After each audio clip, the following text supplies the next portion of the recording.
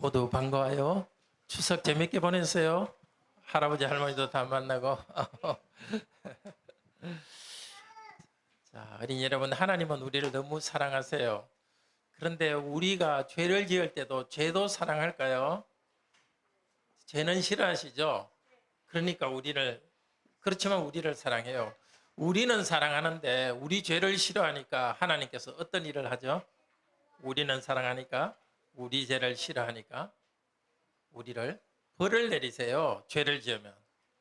여러분도 잘못하면 엄마 아빠가 벌을 주죠.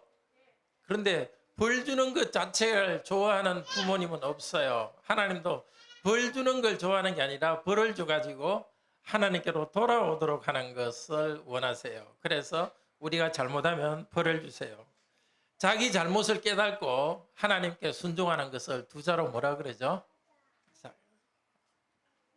순종 맞아요. 또 순종하고 하는 것을 전에는 순종 안 하다가 이제 순종하게 되는 것을 뭐라 그러죠? 맞아요. 회개는 전에 하던 잘못을 그만두고 부모님이 시키는 대로, 우리 아버지 하나님이 시키는 대로 하는 것입니다. 여러분도 아마 잘못한 거 있을 거예요. 형이나 오빠나 언니나 누나와 혹은 동생에게 잘못한 것 있을 때요. 그럴 잘못이 생각나면은 예배 때 우리 기도하는 시간 있죠. 각자 자기 죄를 고백합시다 할 때 그때 회개하세요. 그리고 집에 혼자 있을 때도 내가 잘못한 것을 회개하세요. 하나님, 제가 이런 잘못했습니다. 용서해 주세요. 앞으로는 바로 살게 해주세요. 하나님이 시키는 대로 잘 하겠습니다. 하나님께 순종하겠습니다. 그렇게 기도하기를 바랍니다. 회개하기를 바랍니다. 근데 옛날 이스라엘 백성들은 하나님을 섬기면서도 돌이나 나무로 이것도 신이다 이렇게 해서 다른 우상을 섬겼어요. 또 어려운 일이 있으면 하나님께 기도는 안 하고 다른 사람에게 도움만 구했어요. 하나님을 무시했어요. 성전에서 제사를 잘 드리는 일을 하면서도 생활할 때는 서로 싸우고 나쁜 일을 하고 거짓말도 했어요. 순종하지 않았어요. 우리는 그렇게 해서는 안 되겠죠? 오늘 이렇게 예배 드리는 목적은 예배 때 하나님을 만나고 앞으로 6일 동안 하나님 원하시는 일을 순종하는 일을 하는 것이 목적입니다. 우리는 매일 회개해야 됩니다. 여기 있는 목사도 매일 회개합니다. 왜냐하면 우리는 조그만 죄는 매일매일 짓거든요. 앞으로 여러분도 매일매일 하나님께 회개하세요. 우리가 회개하면 하나님이 나와 가까이 있는 것이 느껴져요. 하나님은 우리와 항상 함께 하시지만 우리가 회개하고 하나님께 순종할 때에 하나님은 우리와 같이 계신 것을 나타내 줍니다. 앞으로 여러분 잘못 있으면 하나님께 벌을 받지만은 회개하고 하나님이 여러분과 함께하는 큰 복을 받기를 바랍니다. 계속해서 하나님 말씀 들읍시다.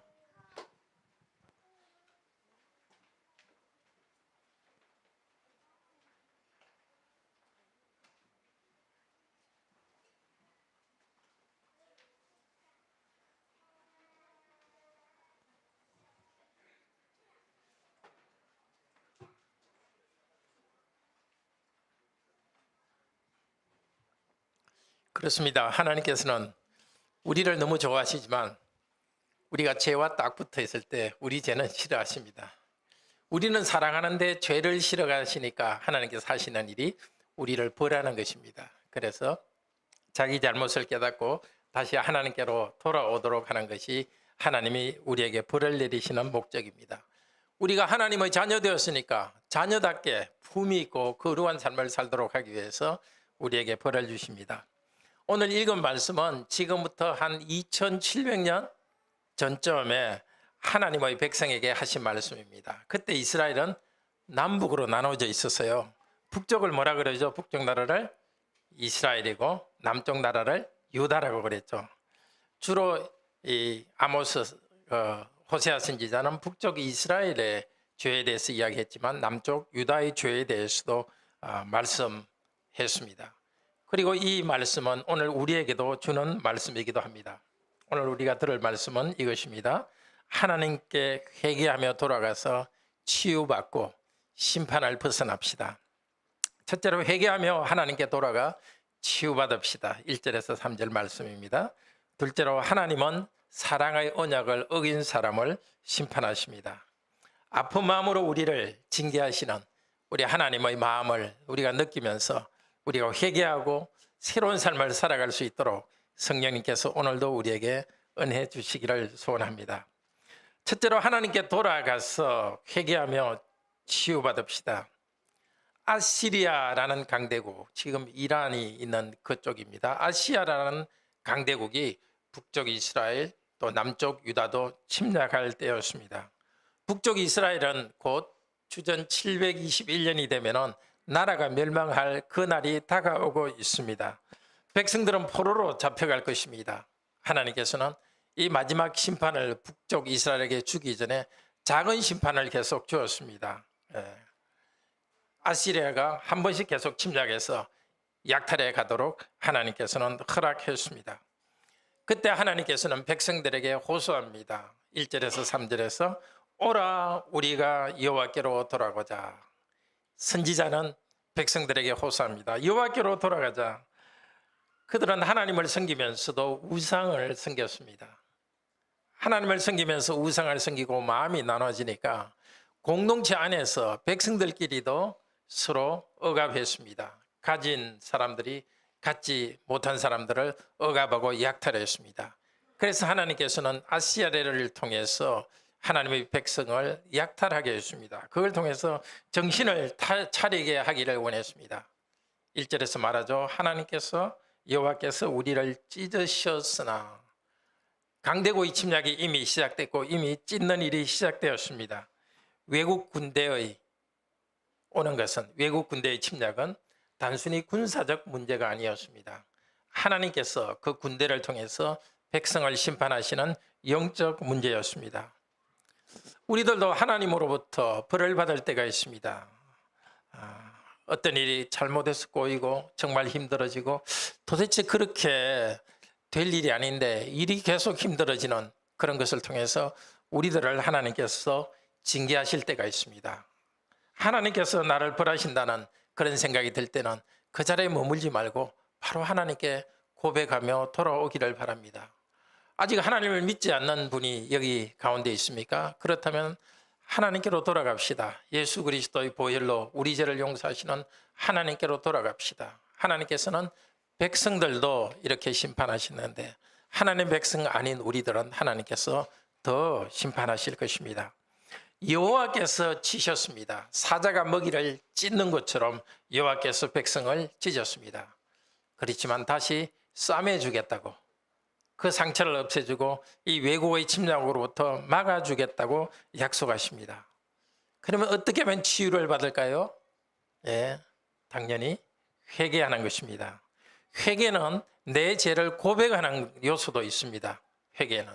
그렇지만 죄를 고백하는 데 끝나지 않고 돌아서는 것입니다. 그래서 여호와께 돌아가자. 전에 가던 나의 삶의 방향, 그것을 벗어버리고 하나님께로 다시 돌아가는 것이 회개입니다. 지금까지는 내 지혜로 내 머리를 의지하여 살던 것을 그만두고 하나님의 말씀에 일단 절대 복종하며 나아가는 것입니다. 하나님을 주인으로 모시고 그 상태에서 외국의 도움도 받고 외국 군대의 도움도 받고 우리 같으면 우리의 지혜로 사용하지만 그러나 중심에는 하나님을 왕으로 모시고 하나님을 경배하는 것이 우리에게 있어야 됩니다. 사람들이 알면 정말 깜짝 놀랄 그런 큰 죄를 혹시 지었습니까? 그런 분도 하나님께로 돌아갑시다. 아니면 사소해 보이는 그런 죄를 짓고 있어도 하나님께로 돌아갑시다. 그런 영적인 병든 상태에 남아있지 마십시오. 죄는 우선 달콤한 쾌락을 주지만은 결과는 항상 우리를 파괴하는 것입니다. 사단은 그렇게 합니다. 달콤한 것으로 우리를 유혹하지만 좋은 것을 약속하지만 결국은 우리를 파멸에 빠뜨리는 것이 사단이요 죄입니다. 사람들이 보기에는 괜찮게 살았다고 생각하는 우리 성도님들도 자신의 잘못을 하나님께 비춰보며 하나님께로 돌아갑시다. 찢기 모습, 이 모습대로 돌아갑시다. 내가 무슨 선행을 많이 한 다음에 돌아가는 것이 아니라 지금 찢기 모습 이대로, 죄 때문에 하나님께 징계를 받는 이 모습 이대로 하나님께 돌아갑시다. 다른 해결책을 우리가 준비하고 돌아가는 것이 아니라 그냥 하나님께 돌아가는 것이 참된 해결책이 되는 것입니다. 나의 죄 때문이 아니라 환경의 어려움 때문에 또 내가 상처가 있을 수 있습니다. 그런 상처를 가진 분들도 나 혼자 그것을 가지고 끙끙거리지 말고 하나님께 그것을 말씀드리고 하나님의 치유를 향해 나아가도록 합시다. 하나님께서는 단지 상처를 치유하시는 것으로 끝내시지는 않습니다. 2절은 이렇게 말합니다. 여호와께서 이틀 후에 우리를 살리시며 셋째 날에 우리를 일으키시니 우리가 그의 앞에서 살리라. 말하자면 아수르의 공격으로부터 보호하는 그 정도로 끝나지 않습니다. 구체적으로 백성들에게 참된 행복의 길을 주시겠다고 약속합니다. 살만 나는 인생을 살게 하십니다. 살리시며 일으키고 우리가 그 앞에 살리라. 전에는 하나님을 알지 못하고 아니면 죄 때문에 우리가 어두워져서 풍성한 생명을 누리지 못했지만 하나님께 갈 때 하나님께서는 풍성한 생명을 우리에게 허락해 주십니다. 우리 주 예수님께서도 약속했습니다. 요한복음 10장 10절에 내가 온 것은 양으로 생명을 얻게 하고 더 풍성히 얻도록 함이라. 우리 예수님 믿는 인생은 그냥 규칙을 지키는 따분한 그런 인생이 아닙니다. 예수님을 믿고 그 말씀에 순종할 때 정말 생기가 넘치는 그런 생명을 우리에게 허락해 주십니다. 에베소서 2장 1절에서도 같은 말을 합니다. 허물과 죄로 죽었던 너희를 살리셨도다. 허물과 죄로 죽었던 너희를 살리셨도다. 또 4절 5절에서는 긍휼에 풍성하신 하나님이 우리를 사랑하신 그 큰 사랑을 인하여서 허물로 죽은 우리를 그리스도와 함께 살리셨고 구약 성도들이 하나님께 벌을 받아서 갈기갈기 찢어지고 있습니다. 마찬가지로 우리 주 예수님께서도 그분의 손을 찌른 그 목과 옆구리를 찌른 창에서 갈기갈기 찢어졌습니다. 예수님께서 우리의 머리로서 우리를 대표하여서 하나님이 우리에게 내리시는 저주, 하나님이 주시는 벌을 대신 받았습니다. 그리고 우리에게도 벌을 내리면서 돌아오라고 하십니다. 예수님을 믿을 때 예수님 안에서 우리는 예수님의 생명, 부활 생명, 참된 생명을 누릴 수 있습니다. 우리가 이 복음을 듣고 하나님께서 약속하신 그 생명을 누리기를 바랍니다. 요한복음 6장 37절 40절에도 이렇게 말합니다. 아버지께서 내게 주시는 자는 다 내게로 올 것이요 내게 오는 자는 내가 결코 내쫓지 않으리라. 마지막 날에 내가 이 사람을 다시 살리리라. 예수님을 믿을 때 우리는 새 생명으로 예수님의 생명으로 우리는 부활합니다. 우리의 영혼들은 주님을 알고 주님을 사랑하도록 새롭게 됩니다. 우리가 죽을 때 예수님의 부활 안에서 우리는 더 풍성한 생명을 누리게 됩니다. 요한복음 11장 25절 26절에서도 약속하십니다. 나를 믿는 자는 죽어도 살겠고 무릇 모든 살아서 나를 믿는 자는 영원히 죽지 아니하리라. 예수님을 믿는 우리 성도님은 이미 예수님 안에 있기 때문에 죽음이 아니라 생명 안에 들어와 있습니다. 하나님께 주시는 풍성한 생명을 누리고 있습니다. 그리고 우리 이 땅에서의 삶이 끝날 때 그것은 절망으로 들어가는 것이 아니라 더 풍성한 하나님과의 교제 안으로 생명 안으로 들어갑니다. 여호와께 돌아가는 것은 단순히 행동만 바꾸는 것이 아니라 하나님과의 인격적 교제를 누리는 것입니다. 그렇기 때문에 3절은 말합니다. 오늘 본문 3절은 말합니다. 그러므로 우리가 알자. 여호와를 힘써 여호와를 알자.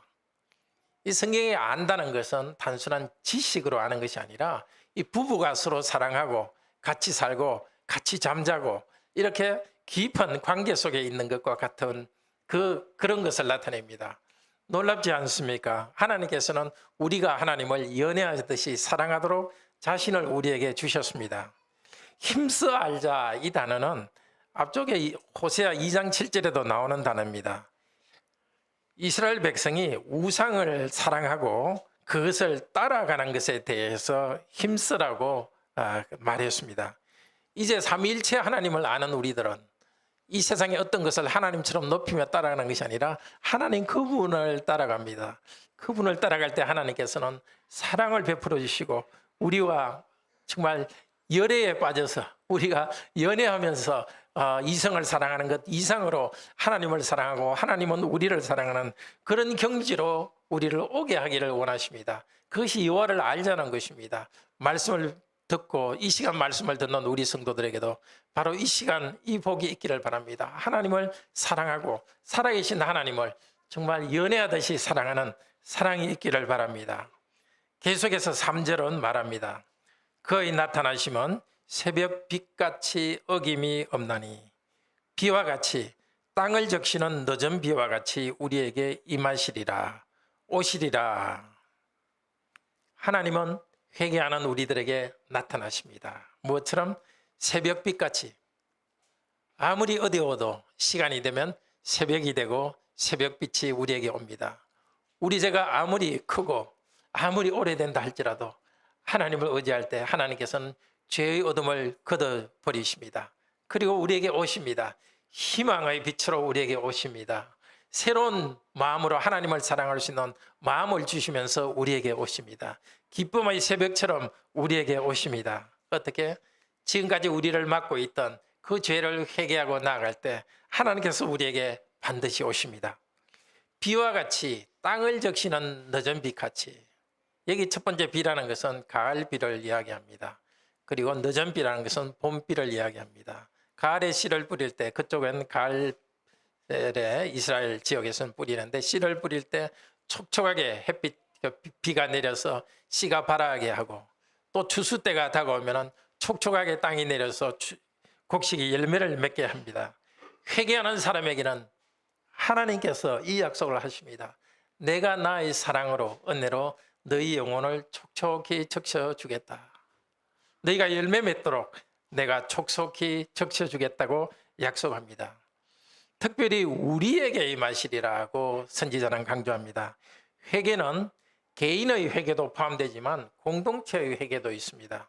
우리 가정이 이전에는 하나님 없이 이렇게 인간의 지혜로 살다가 다시 하나님께 돌아가는 공동체의 회개가 있습니다. 또 우리 관악교회라는 한 교회 공동체가 어떤 부족을 알고 공동체적으로 회개합니다. 그럴 때 하나님께서는 우리 공동체 전체를 은혜로 촉촉하게 하면서 사랑이 넘치도록 하십니다. 지금 우리 주 예수님께서는 우리를 초대하십니다. 수고하고 무거운 짐진 자들아 다 내게로 오라. 내가 너희를 쉬게 하리라고 약속하십니다. 죄의 무거운 짐 그 끙끙거리며 가지고 있지 마십시오. 고백하고 우리 예수님께 던져버리십시오. 예수님께서 참된 안식을 주실 것입니다. 요한복음 7장 37절 38절에도 우리를 초대하십니다. 누구든지 목마르거든 내게로 와서 마시라. 나를 믿는 자는 성경의 이름과 같이 성경에서 말하는 것 같이 그 배에서 생수의 강이 흘러나리라. 어떤 생수의 강? 성령님께서 함께 하시면서 생명이 넘치는 풍성한 생명을 우리에게 공급하십니다. 형제자매 여러분, 우리 주님께로 나오십시오. 지금 있는 그 자리에서 계속 죄를 짓고 그것 가지고 끙끙거리는 것을 그만두고 주님께로 오십시오. 어떻게 주님께로 나갑니까? 말씀을 듣고 내가 이런 죄가 있습니다. 내가 주님께로 갑니다. 이런 말로서 고백하면서 우리 영혼은 주님께로 갑니다. 그러면 지금까지 여러분의 죄 때문에 가려졌던 하나님의 축복이 여러분에게 흘러 넘칠 것입니다. 깨어진 우리, 상처받은 우리를 치유하시고 새로운 영적 삶으로 일어나게 하실 것입니다. 이 은혜 앞으로 다 나아오시기를 바랍니다. 이제 둘째로 하나님은 사랑의 언약을 어긴 사람들은 심판하신다고 4절부터 말씀하십니다. 1절에서 3절 지금까지 하나님께서는 돌아오면 생명을 주겠다고 말씀하지만 이스라엘 백성은 돌아오지 않고 있습니다. 계속. 그래서 돌아오지 않는 너희들에게 심판이 있고 너희의 죄는 이것이라고 다시 강조하고 있습니다. 4절은 이렇게 말합니다. 에브라임아 내가 네게 어떻게 하랴. 유다야 내가 네게 어떻게 하랴. 이 에브라임은 북쪽 이스라엘의 한 지파를 에브라임이라 합니다. 제일 큰 지파이기 때문에 이 에브라임이야 하는 이 말을 통해서 이스라엘 전체를, 북쪽 이스라엘 전체를 말하고 있습니다. 북쪽 이스라엘 내가 너희를 어떻게 하겠는가. 남쪽 유다 내가 너희를 어떻게 하랴. 하나님께서 너무 당혹스럽고 어찌할 바를 몰라 하시는 하나님의 심정입니다. 백성들을 너무 사랑하기 때문에 행복을 주기를 원하는데 계속 죄 가운데 있으니까 이들을 심판해야 되는, 정말 사랑을 주고 싶지만 심판을 통하여서 백성을 교정해야 되는 하나님의 그런 고민되는 마음이 있습니다. 이스라엘은 진짜 그랬습니다. 하나님께서 잘 살게 해주면 하나님 잊고 살아가고, 재난이 오고 힘든 일이 있으면 하나님 아닌 다른 것을 계속 인간의 죄를 의지합니다. 소망을 약속해도 오지 않고, 너희들을 내가 심판하겠다고 위협해도 변하지 않는 그런 사람들을 향한 하나님의 고민이 여기 있습니다. 우리들을 향한 하나님의 심정도 마찬가지입니다. 계속 말을 듣지 않고 미련하게 악을 행하고 있는 너를 도대체 어떻게 하면 좋겠느냐? 하나님은 어떻게 하십니까? 죄 가운데 있는 것보다는 심판하셔서 벌을 내리셔서 하나님께로 돌아오게 하기를 원하십니다. 백성의 문제는 4절에 보면 한마디로 인애의 문제입니다. 너희의 인애가 아침 구름이나 없어지는 이슬 같도다. 인애는 헤세드, 그 언약의 사랑을 말합니다. 자비, 인자 여러 가지로 번역되지만 여기서는 인애라고 번역했습니다. 이 인애, 헤세드라는 것은 서로 언약을 맺은 상대방을 향하여서 사랑으로 헌신하는 것을 인애라고 이렇게 합니다. 아무 볼품없는 이스라엘을 하나님께서 선택하셔가지고 특별한 하나님의 백성으로 삼았습니다. 하나님께서 사랑으로 백성을 향한 헌신을 했습니다. 그리고 백성들에게도 십계명을 주시면서 헌신하라고 하셨습니다. 그러나 백성들은 말을 듣지 않고 있습니다. 하나님은 신실하게 사랑을 베풀고 있지만 백성들은 하나님을 향한 사랑이 어떻다고요? 아침 이슬과 같이 뭐가 있는 것 같지만 해가 뜨면 금방 없어지는 너무 얕은 사랑이고 하나님을 향한 사랑이 없습니다. 그런데 하나님의 백성이 하나님을 향한 진정한 사랑이 없으면, 언약의 사랑이 없으면 서로에 대해서도 사랑이 식어집니다. 사람이 주는 사랑이 아니라 하나님께로부터 사랑을 바치고 하나님 사랑을 듬뿍 받아야 우리는 서로 사랑할 수 있습니다. 이스라엘 백성은 하나님을 향해서도 인애가 사라져버리고, 그러니까 백성들끼리도 사랑하지 않고 가진 자는 자기 가진 것을 누리면서 오히려 없는 사람을 탈취해가는 그런 악을 행했습니다. 그러므로 5절, 내가 선지자들로 그들을 치고 내 입의 말로 그들을 죽였노니 내 심판은 빛처럼 나오느니라. 하나님께서는 선지자를 보내서 강하게 질책하셨습니다. 돌을 짜르듯이 딱딱한 마음을 가진 이 백성들을 하나님께서는 내가 너희들을 심판한다고 계속 경고했습니다. 심판이 이미 조금씩 집행되고 있고 마지막 심판으로 북쪽 이스라엘은 곧 아시리아에 의해서 멸망할 것입니다. 그날이 다가옵니다. 하나님께서는 말씀을 통해서 햇빛처럼 백성들의 죄를 그대로 드러냅니다. 지금도 하나님께서는 우리의 죄를 아십니다. 우리가 아는 것보다도 우리를 더 잘 아시는 하나님께서는 우리가 죄인임을 알고서 오늘도 바로 이 시간 죄로 인해서 하나님께서 어떤 심판도 내릴 수 있다고 우리를 좋은 의미에서 협박하시면서 우리에게 변화를 촉구하십니다. 선지자가 덜추어내는 백성의 죄를 6절 이후에 좀 더 구체적으로 말합니다. 6절 아주 중요한 구절인데 같이 한번 읽읍시다. 나는 인애를 원하고 제사를 원치 아니하며 번제보다 하나님 아는 것을 원하노라. 제사나 예배를 무의미하다고 말씀하시는 것은 아닙니다. 하나님께서 제사를 드리라고 말씀하셨고 구체적으로 제사를 드리는 방법까지 가르쳐 주었습니다. 특별히 구약 성도가 짐승으로 제사를 드리는 것은 앞으로 하나님의 아들 예수 그리스도가 이 땅에 오셔서 우리를 위한 희생 제물이 되는 것을 나타내 주고 있습니다. 구원에 관한 본질적인 것이 제사와 예배와 연결되어 있습니다. 제사와 예배는 하나님께서 주시는 선물입니다. 사람들이 공덕을 세우는 것이 아니라 하나님께서 주시는 은혜의 수단입니다. 지금도 우리의 예배는 하나님께서 우리에게 주시는 선물입니다. 설교와 성찬과 세례, 하나님께서 우리에게 주시는 선물입니다. 문제는 이스라엘 백성은 이방신을 섬기듯이 하나님께 제사를 드렸습니다. 제사만 쑥 드리고서 살아가는 것은 아무렇게나 살아갔습니다. 제사의 목적은 하나님을 바로 알고 경배하는 것입니다. 마음으로 진정으로 경배하는 것입니다. 그리고 하나님께 제사 드리고 하나님과 교제를 나눈 그 결과로 일반 삶에서 사랑의 열매를 맺는 것이 이 제사의 목적입니다. 삶이 없는 제사, 그리고 앉아서 예배는 드리지만 마음이 움직이지 않는 예배는 하나님께서 싫어하십니다. 그래서 나는 그런 제사를 원하지 않는다고. 대신에 뭘 원한다고요? 인애를 원한다. 예배 드릴 때도 하나님을 사랑하고 사랑해서 성장하는 그런 예배를 원합니다. 그리고 예배 드린 후에 6일 동안도 살아가면서 하나님 앞에서 하나님을 사랑하고 그리고 주위에 주신 사람을 사랑하는 것이 하나님께서 원하시는 것입니다. 이 구절 6절은 예수님께서 두 번이나 인용하신 아주 중요한 구절입니다. 먼저 마태복음 9장 13절, 마태복음 9장 13절에서도 예수님께서 이 말을 인용하셨습니다. 예수님께서 세리, 죄인으로 아주 악명 높은 세리들, 그 중에 한 사람인 마태의 집에서 세리들과 또 다른 죄인들과 함께 식사를 했습니다. 그때 바리새인들이 예수님께 와서 당신은 왜 죄인들의 친구가 되고 그들과 식사를 합니까? 그때 예수님께서 마태복음 9장 13절에서 이렇게 말씀하셨습니다. 너희는 가서 내가 긍휼을 원하고 제사를 원하지 아니하노라 하신 뜻이 무엇인지 배우라. 나는 의인을 부르러 온 것이 아니요 죄인을 부르러 왔노라.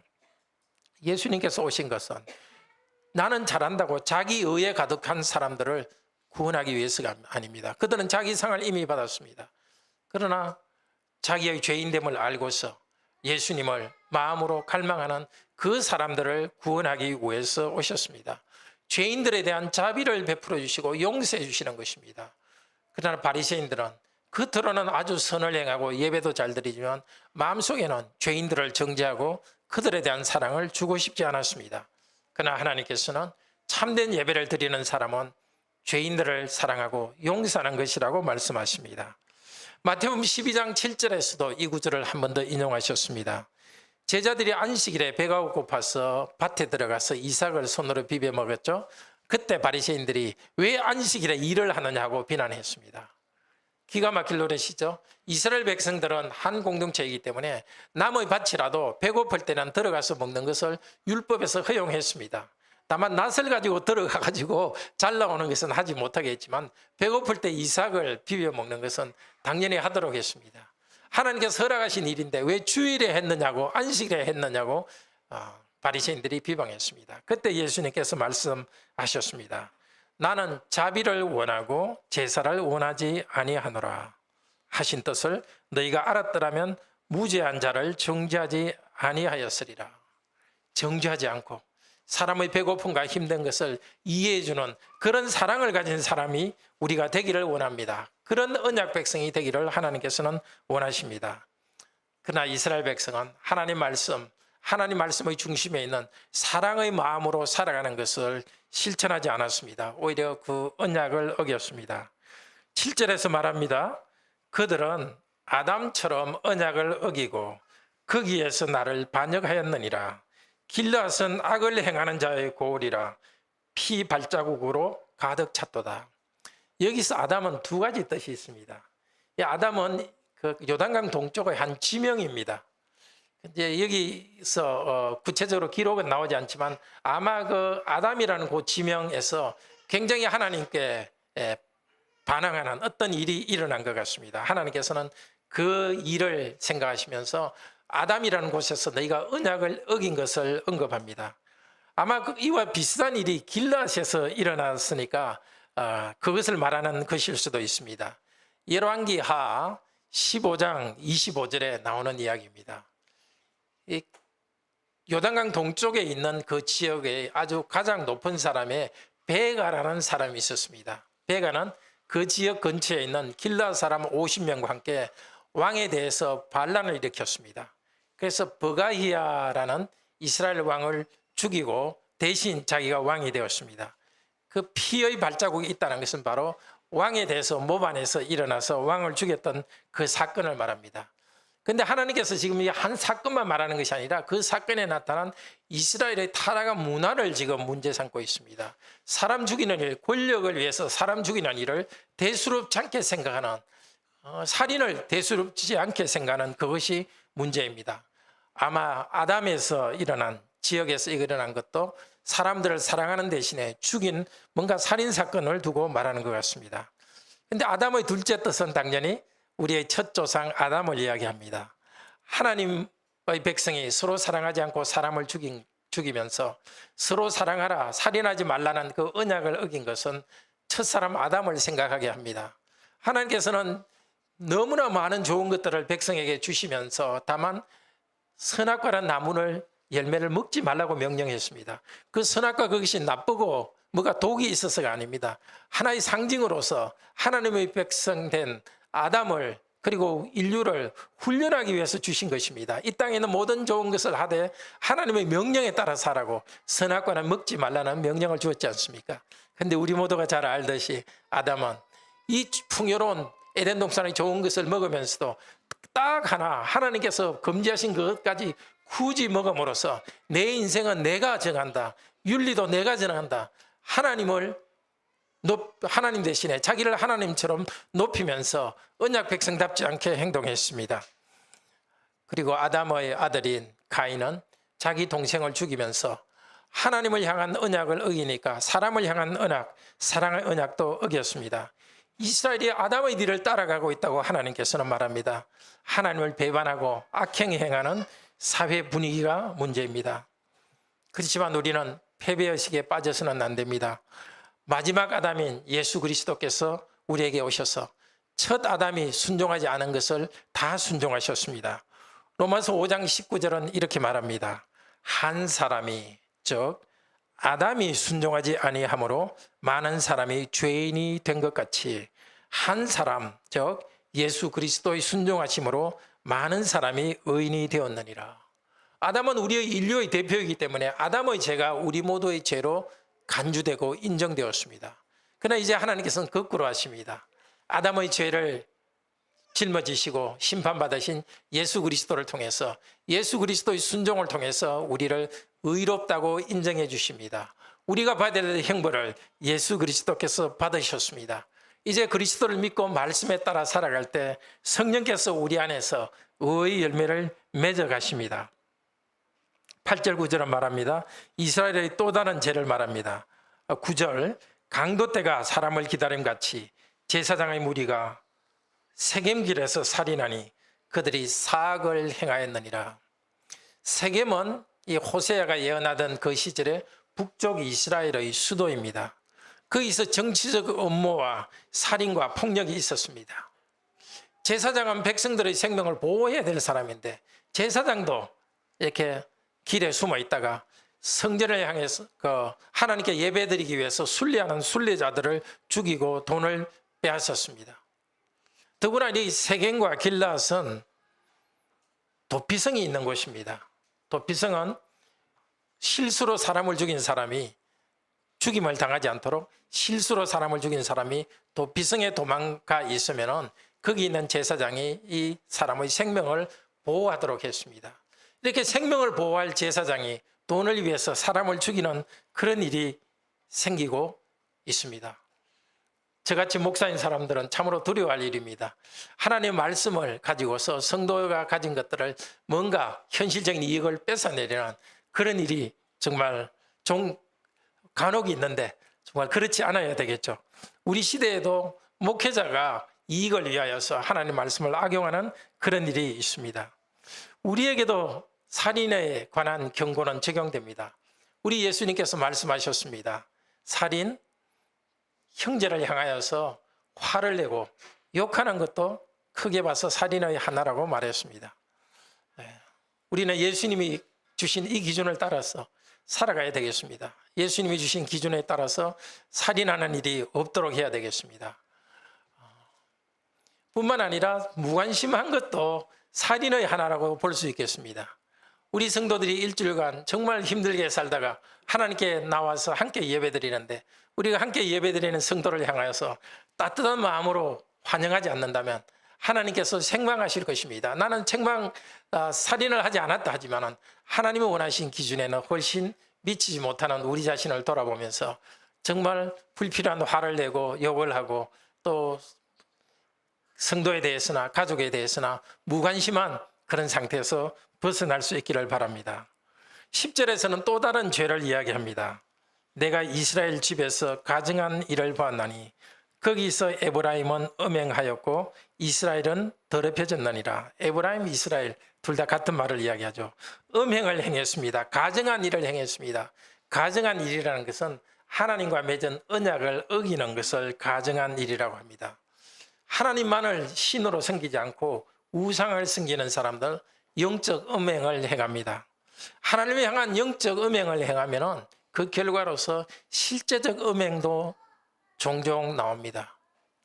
하나님을 향한 영적으로 정조를 지키지 않는 사람은 사람과의 관계에서도 정조를 지키지 않을 수 있습니다. 결혼하지 않은 사람이 결혼 전에나 결혼 이후에 부부 아닌 사람과 관계 맺는 것은 음행입니다. 우리가 하나님을 향한 신실함 때문에 성적인 문제에서도 깨끗할 수 있기를 바랍니다. 이제 11절에서 마지막으로 말합니다. 또한 유다여, 내가 내 백성의 사로잡힘을 돌이킬 때에 내게도 추수할 것을 준비하였느니라. 북쪽 이스라엘에 대해서만 주로 책망을 했으니까 남쪽 유다 사람들은 우리는 괜찮다고 생각하고 있었습니다. 그때 하나님께서 말씀하십니다. 추수가 준비되어 있다. 무엇을 뜻하겠습니까? 추수 때는 곡식은 어떻게 하죠? 모아서 창고에 드립니다. 그리고 찌꺼기는 버립니다. 불태워버립니다. 마찬가지로 하나님의 심판이 있습니다. 모든 인류는 이 세상 끝난 후에 또 죽은 후에 하나님 앞에 심판을 받습니다.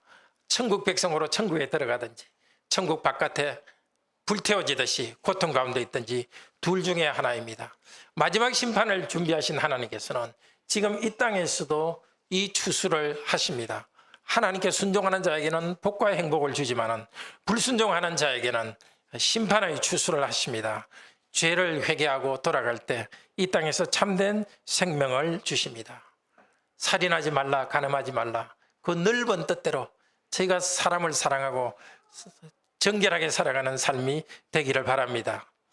나는 살인도 하지 않았고 나는 간음도 하지 않았다, 음행도 하지 않았다, 그리고 나는 회개할 것이 없다, 그렇게 말할 사람은 아무도 없을 것입니다. 누가복음 9장 23절 24절을 보십시오.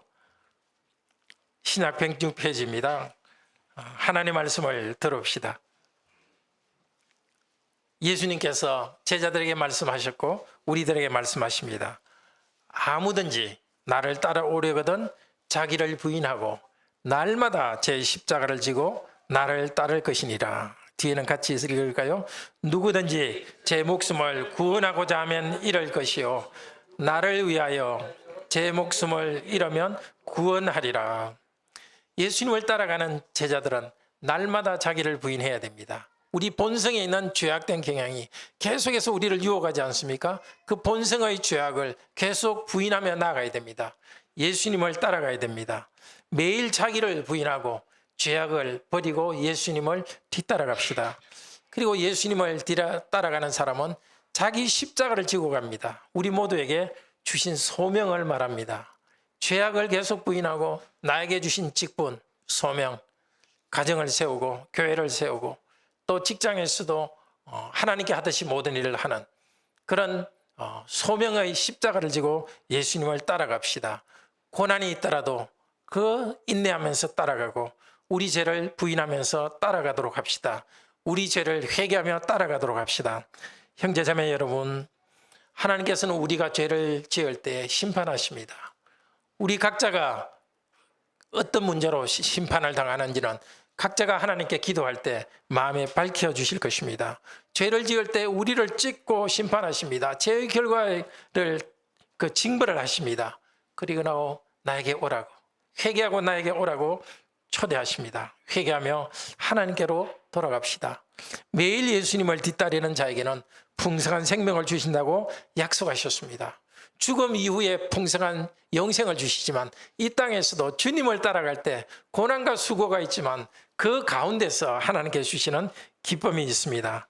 이 땅에서도 삼위일체 하나님과 함께하면서 우리 예수님이 그토록 주시기를 원하시는 자기를 십자가에서 못 박으시면서 우리 죄를 대신하여 희생당하면서 우리에게 정말 주기를 원하시는 것이 풍성한 생명입니다.